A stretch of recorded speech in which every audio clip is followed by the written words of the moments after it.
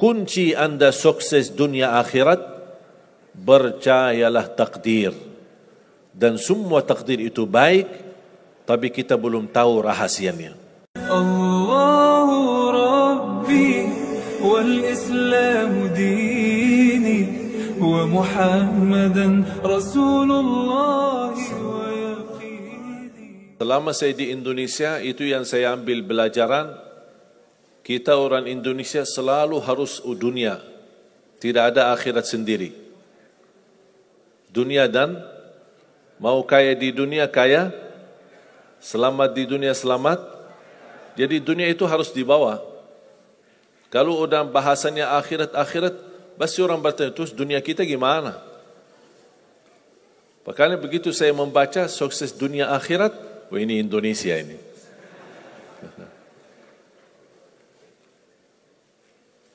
Bahkan hampir setiap ibadah kita pasti yang dikejar dunia.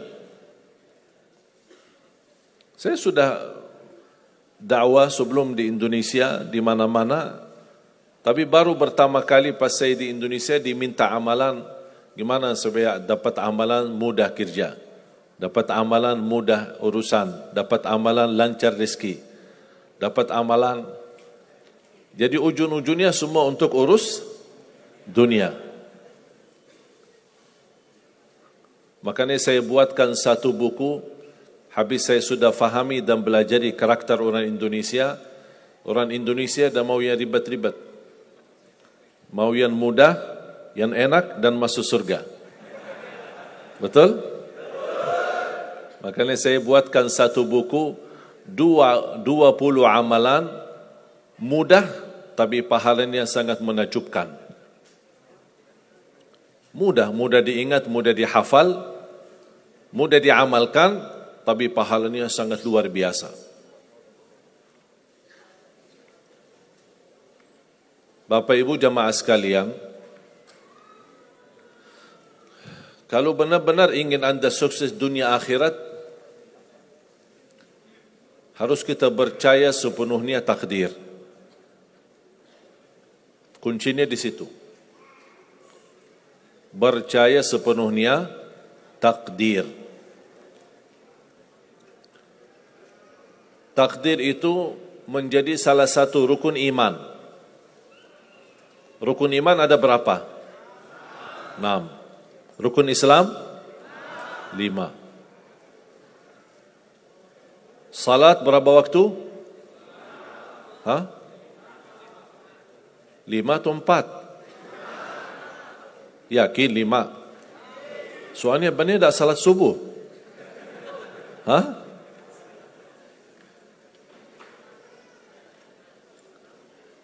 Takdir itu menjadi salah satu rukun iman. Tapi banyak di antara kita yang belum percaya sepenuhnya soal takdir. Dan kita sifat manusia, mohon maaf, suka tidak adil. Contoh, kalau Allah berikan karunia, nikmat, pertama kita lupa bersyukur. Yang kedua, kita tidak pernah berkata sama Allah, ya Allah kenapa aku dapat nikmat ini? Tapi sebaliknya, kalau kita diuji oleh Allah, kita kurang sabar, dan kita bertanya sama Allah, ya Allah kenapa saya diuji? Faham enggak? Kalau kita dapat nikmat, ada enggak orang-orang yang lulus misal ujian, dia berkata, ya Allah kenapa saya lulus ujian? Tak pernah. Tapi kalau dia tidak lulus, dia bilang apa? Ya Allah kenapa saya tidak lulus? Ketika ditimpa musibah, dia selalu merasa nyesal atau merasa sakit hati, tersinggung. Berkata sama Allah, kenapa saya diuji? Padahal saya orang baik. Saya jaga salat, saya berusaha mendekat sama Allah. Tapi saya merasa bertambah berat ujiannya. Tapi sebaliknya, ketika diberikan nikmat, dia tidak pernah menyebutkan, ya Allah kenapa saya mendapatkan nikmat ini? Kayaknya si fulan lebih fantas mendapatkan nikmat. Itu tanda manusia tidak adil. Tidak bersikap adil. Makanya subhanallah, semakin anda mantap imannya terhadap takdir, semakin hidupmu jadi nikmat. Saya kasih contoh.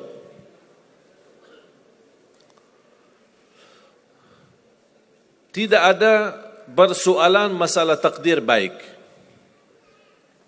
Itu bukan masalah bagi kita. Justru kita bertambah senang kalau kita mendapatkan takdir yang baik.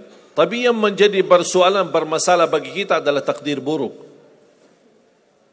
Ketika ditimpa musibah, ketika ada ujian, ada sakit, kesulitan, penghasilan yang tidak mencukupi, dan banyak masalah keluarga, masalah rezeki, masalah sama majikan, masalah di kerjaan, itu yang membuat banyak beban fikiran.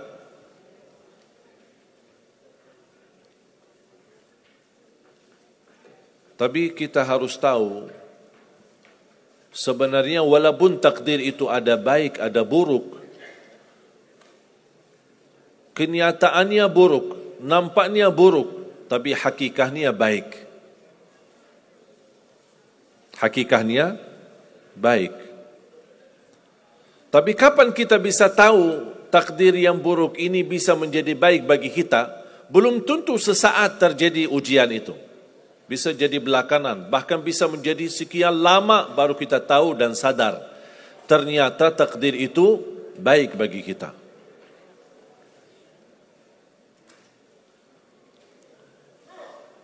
Saya kasih contoh melalui cerita. Saya buatkan satu cerita, ingin memberikan pesan kepada orang muslim, orang beriman, betapa besar karunia Allah dan pertolongan Allah melalui takdir. Ada seorang berdoa, dan saya yakin anda semua berdoa. Setiap berkesempatan, setiap salat, setiap sujud atau tahajud, duha, pasti anda semua berdoa. Ada yang diinginkan, ada yang hajat-hajat yang belum terkabul, belum tercapai. Bertemu orang salih, bertemu ulama, bertemu habib, minta didoakan, tolong doakan, semoga lancar urusan saya, semoga dapat jodoh, semoga insya-Allah dapat keturunan, semoga hasil dan rezeki yang saya dapatkan menjadi berkah dan bermanfaat bagi saya dan keluarga. Ada orang berdoa kepada Allah Subhanahu wa taala. Mohon jamaah sekalian dengar cerita ini baik-baik, karena ada pesan hikmah yang kita bisa ambil.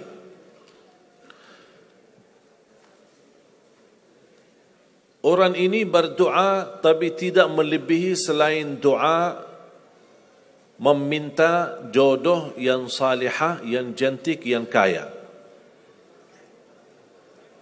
Itu aja doanya, tidak ada yang lain. Setiap salat, ya Allah, jodoh yang salihah, yang cantik, yang kaya. Tahajud, ya Allah, jodoh yang salihah, yang cantik, yang kaya. Doa pas buka puasa, itu aja doa, tidak ada yang lain. Tidak minta ampun, tidak minta rahmat, tidak minta karunia, tidak minta keselamatan. Butuh banget ini jodohnya. Dapat rezeki sedikit, dapat kemudahan berangkat haji. Selama dia berhaji, selama dia tawaf 7 kali, itu aja doanya. Ya Allah, jodoh yang salihah, yang cantik, yang kaya. Safa Marwah sa'i, ya Allah, jodoh yang salihah, yang cantik, yang kaya. Tak ada yang lain. Ketika satu malam dia sudah di tengah air, berjalan malam hari santai-santai di kampung sambil membayangkan jodohnya, menghayal bagaimana cantiknya. Pas di dalam perjalanan dikejar anjing. Dia lari, dan justru anjing semakin lari semakin dikejar. Makanya kalau ketemu anjing jangan lari. Akhirnya anjing berhasil gigit kakinya, berdarah. Datang mobil ambulan, dibawa ke rumah sakit. Di dalam mobil ambulan dia merasa menghadapi ujian dan dia berkata, ya Allah, selama ini saya berdoa minta jodoh yang salihah, yang cantik, yang kaya, masa dikirimkan anjing? Dia belum tahu ada apa. Dan ini yang sering kita lakukan, terlalu cepat respon dan berkata yang tidak baik ketika kita diuji oleh Allah, sedangkan kita belum tahu apa yang akan terjadi sesudah itu. Ambulan dibawa ke rumah sakit dan subhanallah dirawat di rumah sakit seorang dokter yang cantik, yang salihah, yang kaya, jadi jodohnya. Ada hikmah enggak digigit anjing? Buruk enggak kejadian itu? Buruk, digigit anjing pasti buruk. Tapi ternyata di dalam keburukan Allah menyediakan sesuatu kebahagiaan, sesuatu kebaikan, tapi kita belum tahu. Ternyata Allah sudah kabulkan doanya. Allah sudah kabul. Cuman kadang-kadang proses menabulkan doa itu ada di antara doa kita yang memang prosesnya lewat takdir buruk. Allah sudah kabul. Kata Allah, aku sudah kasih. Tapi tunggu.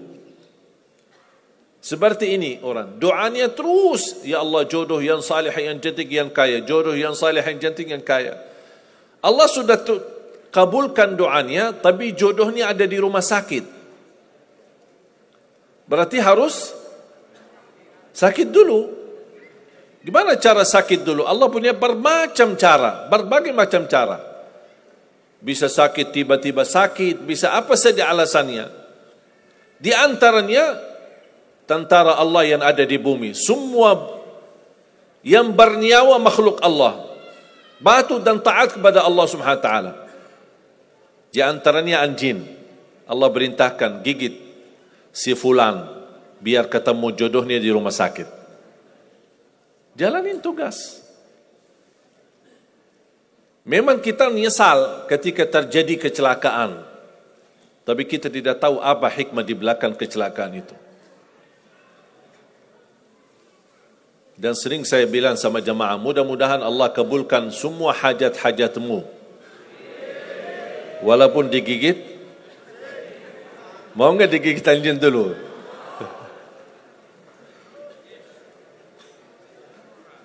Sebenarnya kalau kita tahu rahasia takdir, apapun yang akan terjadi, kita tidak ada kekhawatiran. Karena kita tahu sesudah ujian ini pasti ada sesuatu kebaikan. Dan yakini Bapak Ibu, Allah Subhanahu wa taala Maha baik. Allah tidak senang menyusahkan hambanya. Tapi kadang-kadang proses untuk menuju kebaikan ada kesulitan dan tantangan. Seperti cerita seorang bapa yang bercita-cita untuk berhaji. Saya bertemu seorang jamaah, usia sudah mungkin 80-an, 80 tahun lebih. Saya pas bertemu diceritakan ini marbot masjid, ahli masjid. Saya berdialog, bertahun-tahun Masya Allah, kerjaannya hanya lap-lap masjid, bersihkan masjid, jaga masjid. Saya berkata sama beliau, Pak, apa yang Bapak inginkan? Tahu enggak jawabannya apa? Saya ingin haji. Tapi saya orang tidak mampu. Doakan mudah-mudahan saya bisa haji. Saya bilang insyaAllah Pak, kalau soal haji, soal umrah, itu tidak tergantung dengan kemampuan. Ada orang yang tidak punya uang sama sekali, tapi dapat dipanggil bisa haji. Karena haji dan umrah itu hadiah dan panggilan Allah Subhanahu wa taala bagi hambanya. Bahkan justru ada orang yang banyak hartanya tapi tidak tertutup hatinya untuk ke tanah suci. Boleh kita bercita-cita, berkeinginan ke tanah suci, tapi jangan digantungkan persoalan ini masalah kemampuan. Nanti kalau saya ada uang, saya mau haji dan umrah. Belum tentu saat sudah ada uang, belum tentu haji dan umrah. Kalau belum dipanggil oleh Allah Subhanahu wa taala. Saya berkata sama beliau, Bapak kalau sudah saatnya dipanggil oleh Allah, pasti Bapak akan berhaji. Tiba-tiba saya menerima telefon dari anak beliau. Habis saya ketemu kira-kira beberapa bulan, saya terima telefon menyampaikan bapaknya kecelakaan. Kok gimana kecelakaan? Apa ceritanya? Dia bilang habis keluar dari masjid, pulang malam hari, nampaknya ada mobil, pas ayahnya lagi seberang jalan, ada mobil tidak memperhatikan, kemudian tabrak. Alhamdulillah tidak terlalu parah, cuman perlu dirawat di rumah sakit sedikit, sebentar.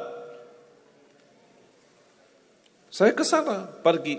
Rumah sakitnya di mana? Dikasih tahu alamatnya. Saya datang kunjung silaturahim. Pas beliau bertemu dengan saya, nangis dan pingin peluk saya. Dan terus saya tanya gimana? Kata beliau, ada cerita yang istimewa terjadi sama saya. Ternyata orang yang menabrak beliau, orang yang kaya.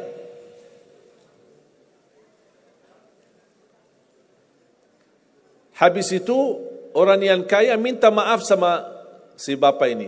Mohon maaf Pak Haji, mohon maaf Pak Haji. Beliau tambah nangis. Orang kaya bingung, ya kenapa sih setiap mohon maaf, malah nangis dia. Ditanya, kenapa Pak nangis? Sakit? Tidak, karena bapak dari tadi bilang Pak Haji, sedangkan saya belum haji. Tertutup hati orang yang kaya, yang dia sediakan biaya haji dan bisa berangkat. Dan kata beliau, betul apa yang disampaikan ketika pertama kali bertemu. Kalau sudah saatnya dipanggil oleh Allah, pasti bisa ke tanah suci. Walaupun ditabrak mobil. Berarti intinya apa? Apa yang saya ingin sampaikan, jangan ada yang merasa menolong atau merasa sakit hati atau merasa tersinggung ketika menghadapi ujian. Merasa belum terkabul keinginannya, Allah sudah kabulkan. InsyaAllah tidak ada di antara kita yang ditolak doanya. Cuman kita mohon maaf kadang-kadang buru-buru. Ingin selalu semuanya cepat. Kadang-kadang kalau terlalu cepat apa yang kita inginkan kita dapat, itu bahaya juga. Dan Allah ingatkan, kalau manusia, Allah tidak sulit menjadikan manusia semuanya kaya. Kalau sekarang saya bertanya, mau enggak semuanya jadi orang kaya? Pasti mau, siapa yang tidak mau? Coba bayangkan, kira-kira sulitlah bagi Allah menjadikan semua manusia di bumi kaya raya? Sulit tidak? Tapi pertanyaan saya, kira-kira berjalan hidup kita enggak kalau kita semuanya kaya? Bisa berjalan lancar? Masa enggak? Semuanya kaya raya. Gimana kehidupan kita sehari-hari? Berjalan lancar tidak? Kenapa tidak? Saking banyak kekayaannya. Kalau semuanya kaya, memang sulit menjalani kehidupan. Contoh, cari supir, siapa yang mau supirin kita? sama-sama kaya. Datang minta tolong sama teman, boleh nggak ini cariin supir? Aku aja lagi cari supir, dah dapat. Mau punya perusahaan sendiri, butuh tenaga kerja kan? Semuanya orang kaya. Buat apa kalau mereka semua kaya, masing-masing punya pabrik, tapi tidak ada yang bekerja? Sulit nggak jalan hidup? Sulit. Sama sebaliknya, kalau semuanya di bumi miskin, susah. Kira-kira gimana hidup kita? Ya susah juga. Tidak bisa lancar hidup di dunia. Setiap ada orang datang minta tolong, Pak, apalagi saya Pak? Saya aja susah. Tapi makanya ada hikmah. Allah menjadikan ada yang kaya, ada yang miskin. Yang kaya menutupi kebutuhan yang miskin, miskin juga menutupi kebutuhan yang kaya, saling mengisi. Supaya apa? Supaya dunia ini berjalan, hidup kita berjalan. Tapi coba bayangkan kalau semua orang kaya tidak mau membantu orang miskin, dan semua orang miskin sombong dan mau melayani orang kaya, gimana kehidupan kita? Susah. Makanya jemaah sekalian, kunci Anda sukses dunia akhirat, percayalah takdir. Dan semua takdir itu baik, tapi kita belum tahu rahasianya.